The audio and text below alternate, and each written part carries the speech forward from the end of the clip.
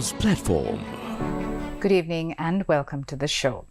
The right to equality is enshrined in Sri Lanka's constitution. Specifically, all persons are equal before the law and are entitled to the equal protection of the law. But does this equality in practice apply to the LGBTQ community?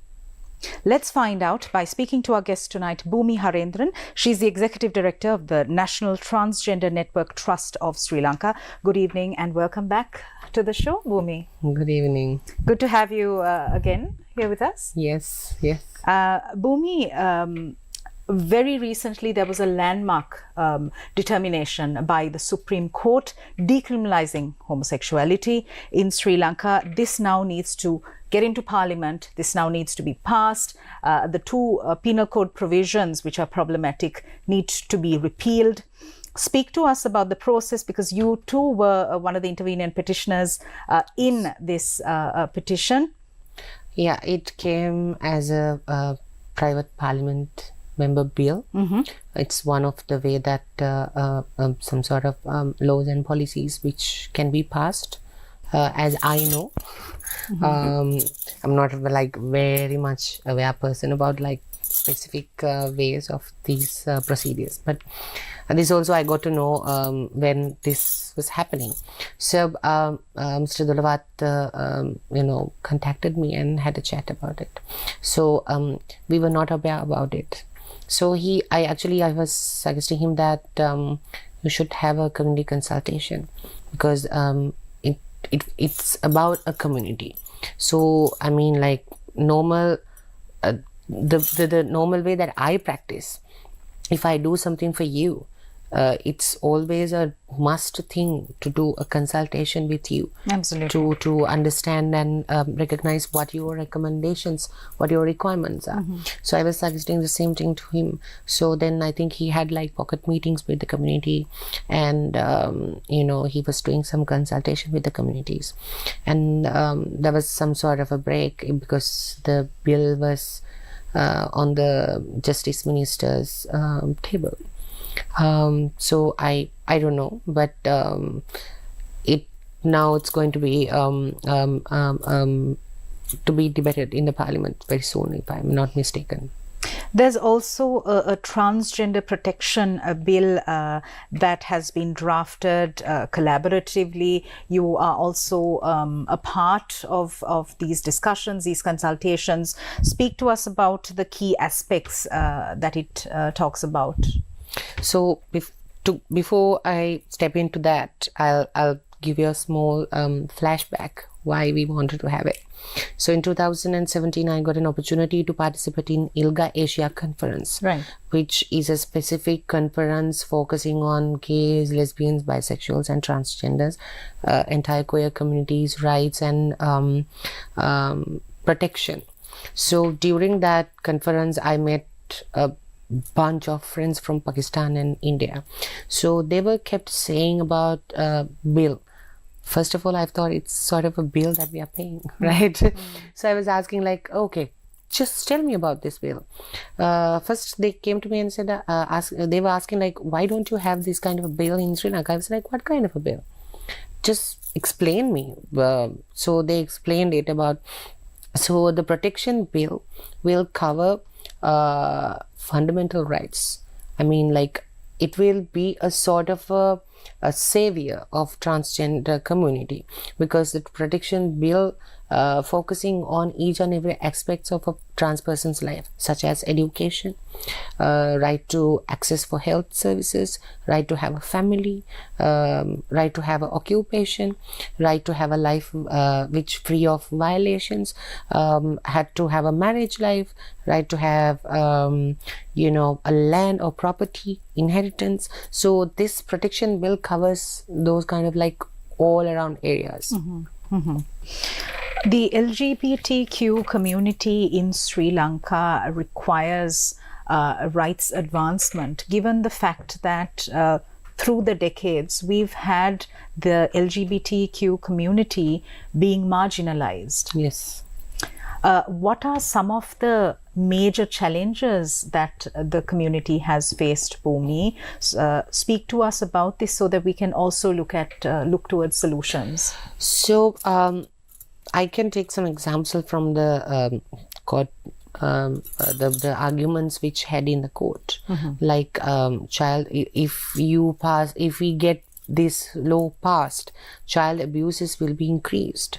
If this law passed, so the HIV prevalence will be high. These are the myths surrounding. Yes. Right. So I mean, like, I was sitting there and I felt in a way very uncomfortable, because this kind of a stupid questions which I can answer. Right? Yeah, they're not rooted in scientific not at all, yeah. Because in Sri Lanka, if you look at the child protection laws which we have currently right now in Sri Lanka, are very strong. The problem is they are not implementing in proper ways. Because if you case a file against a child abuse, it will take like years and years to come to judgment. So by that time, that child will be like 20 years or 21 years, which they don't want to continue the case. So we have like very strong child protection laws in Sri Lanka, and increasement of the HIV prevalence. It's really stupid argument, because like when you have sort of proper testing procedures, testing mechanisms in Sri Lanka or in wherever country, so obviously the new cases which you are finding will be increased, right? And it's not about like all LGBT people will engage in sexual activities 24 hours plus 365 days. We have other jobs as well to do. So it's I mean, and the one of the arguments coming around the culture as well. What I have seen and what I have learned from my school, my elders, my teachers, we had very rich culture, which people have no business in others' personal lives, right? They respected each other despite your sexual orientation, gender identity. We were very strong. We were very very sort of a friendly nation, which helped each other to grow up, right? If we look back to our history, we fought together. Right? When we are fighting, we didn't look at people's sexual orientations, which were funny. So I mean, like, it's very basic. We are talking about the diversity. We are accepting the diversity of nature. We are accepting the diversity of people's caste, skin colors, thinking patterns, trees, birds, whatever. But when it's come to sexual orientation and gender identities, that diversity we are not ready to accept. We are not ready to, or we are not open enough to understand that there's a diversity in each and every area or each and every platform. So these are the main challenges, and I think it all comes because of we don't have proper education system, and it's lack of knowledge and informations.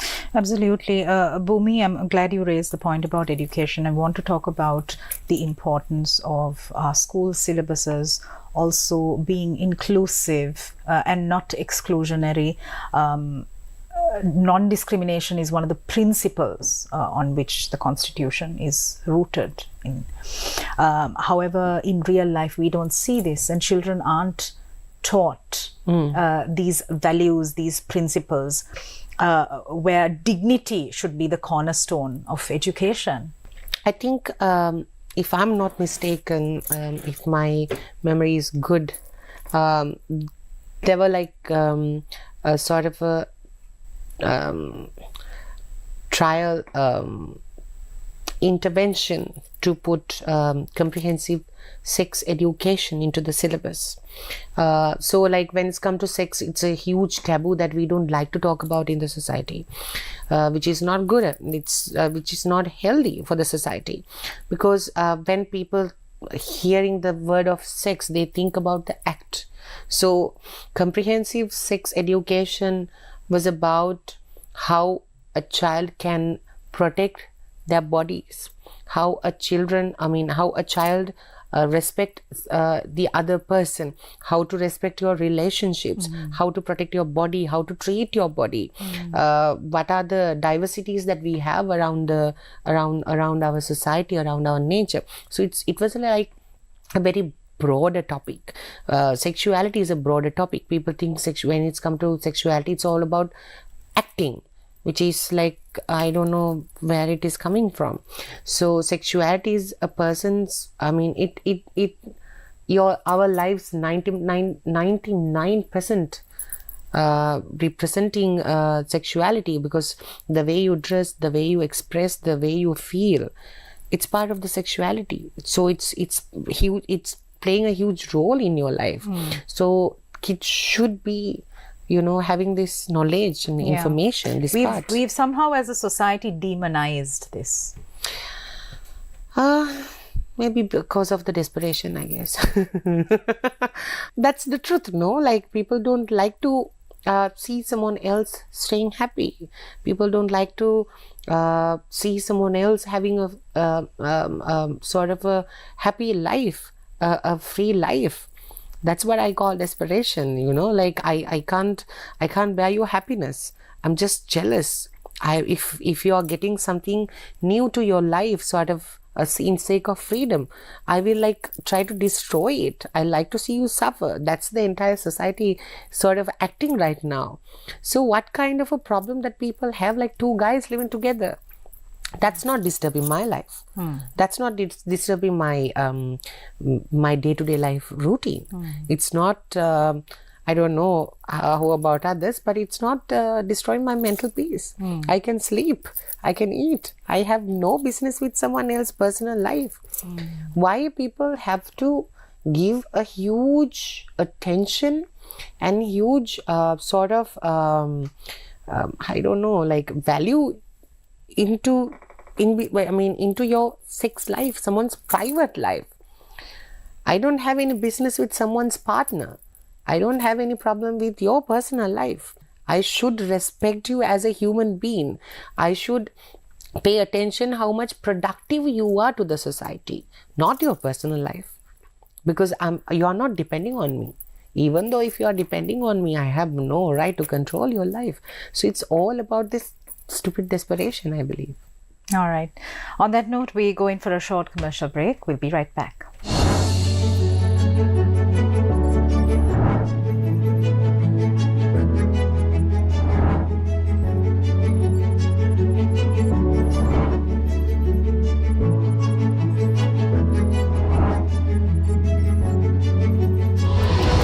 The People's Platform.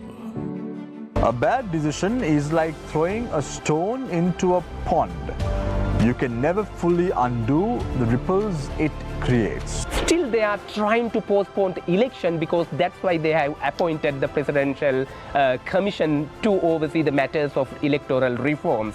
For you to deliberately keep churning out gazettes, and if they turn out to be bad decisions which has an impact on the economy or the fiscal economy or the people, you're abusing and misusing the power that is entrusted upon you. Ministers, the government, politicians who govern this country, they do what they want. And if you just look at how parliamentarians acting, they openly criticize violating the parliamentary procedures and traditions and conventions. Face the Nation, Wednesday nights at 9:30 on TV1.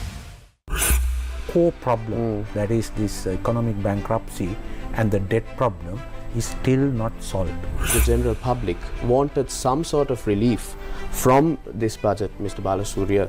If prices increase and if the government can't give any relief, the people will get priced out of their existence. Problems are very complex, and you need more than a person. And just looking at one individual and thinking that one individual can transform the country, I think we have to get out of that kind of idea. Sri Lanka is now bankrupt. Professor, people are very angry, Professor.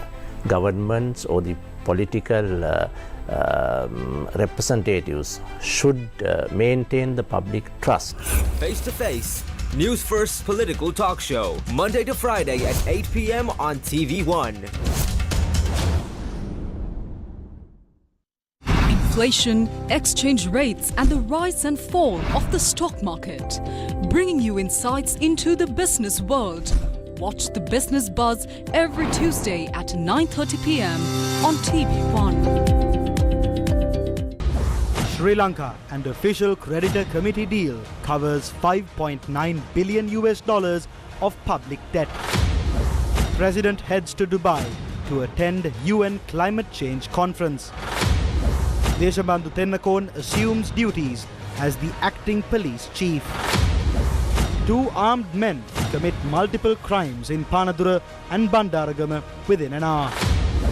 More than half of Sri Lanka believes local political forces were involved in Easter attacks. Anti-corruption law can impose a 10-year prison term if corruption is found within Sri Lanka cricket, says new sports minister.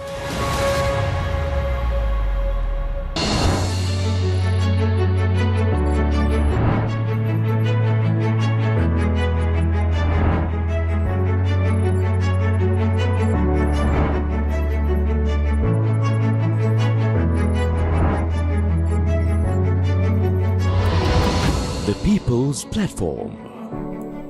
Welcome back. We are in conversation with transgender rights activist Bhoomi Harendran. Bhoomi, let's talk about occupational dignity of persons from the LGBTQ community. Is there discrimination that takes place? How bad is it, if so? Very obvious. So these days, specifically, the most prominent request that we get as an organization is a job opportunity. It's common for the LGBT community, but specifically trans community faces a huge problem to find a job opportunity. Right. Because, as I said, sometimes when you expose or discover your sexual orientation or maybe the gender identity, the workplace will be the most first place that you can have, because people will start judge you, hurt you mostly verbally, and sometimes physically as well, with your sexual orientation and gender identity. So I'm still wondering why people have to give sort of a huge attention to that, because no banker do their jobs with a penis or a vagina. It needs skills, capacity and hard work. That's what all requires, I guess. So there were kicking off from the offices and workplaces, and the other problem which rising up is the washroom issue. A trans person going to a washroom and not everyone, few people getting so much excited about it, and complaining which is funny to me, but it is a serious issue. Yes. We were having a discussion with trade unions. Okay. How we can get engaged and solve the problem together. Okay. As a result of that discussions, we got an opportunity to establish a trade union specifically for the sexual minority community. It calls National Union for Transgenders and Queer Workers. And this is happening first time in Asia. I think it's the second one in the world. So we are, in that way, we are very honored, and in that way we are very progressive, because we got an opportunity to talk to Honorable Minister Manushana Naikara in related to establishing the trade union. So he was so happy to support us, and the discussion was very productive. Okay. And as a result of that discussion, he actually appointed a separate counter for trans people to come and get the services without staying in the queue. Right. So that was like small step. But through the trade union, what we are planning to do is to have a sensitizing workshops and maybe like management level discussions, HR level discussions in corporate sectors. Maybe if we are lucky enough, we will get opportunity to talk in government sectors as well, have discussions in government sectors as well, and to review their policies and make it more gender inclusive and more human inclusive policies. And so that will lead to sort of a platform which we can create a safe space for the community members in the work world. Right. There is, Bhoomi, an information deficit, a knowledge deficit. So we need to familiarize ourselves, and it's incumbent upon ourselves to educate ourselves about the rights of others. For example, if I am a non-Muslim, I need to still know what does the Muslim Marriage and Divorce Act do? What are its weaknesses? Should I be an ally? Should I be an advocate for their rights? That has to be there. And as citizens, we need to stay updated, not just about our own rights, but about the rights of others as well. Similarly, why I say there's an information deficit is sometimes people just aren't aware. They just don't know. What are the issues faced by the trans community, by the LGBTQ community? People just don't know. So how do we bridge this gap? It's a two-way process. Most of we have few organizations in Sri Lanka, and they are actively working on these issues. But the issue is, Sonali, like the platforms that we get to talk about this, the opportunities that we are getting to talk about it. Earlier, like it's almost 13 years for my activism life. I started in 2010, now it's 2023. So all these years, most of the times that we get to talk about this to government authorities, maybe corporate sectors, through HIV prevention project as a key affected population. It's another level of labelization, right? Which I don't like. I believe labels are for tables, furnitures, clothes, not for humans, right? So I felt a bit uncomfortable to go to that platform and talk about it, but I couldn't miss it because that was the only platform that I got to talk about. Right. Slowly with the media appearance that I had and platforms that I was representing, I got like more opportunities to talk about it. So it was about like your willingness to open the doors for us to come and talk about it. So I think like that was the first time that we got an opportunity to talk with the Labor Department Minister. And very recently we got an opportunity to talk about the head of police department. That was the first time in my all these 13 years. Right? So like, I don't know, sometimes it's becoming sort of a trend when it's come to sort of an international pressure. Our governments start talking about it. When it's go away, the trend is like fading away. So our lives became sort of a trendy marketing point for some people, right? To make funds or raise funds or make money, which is like pathetic as I see.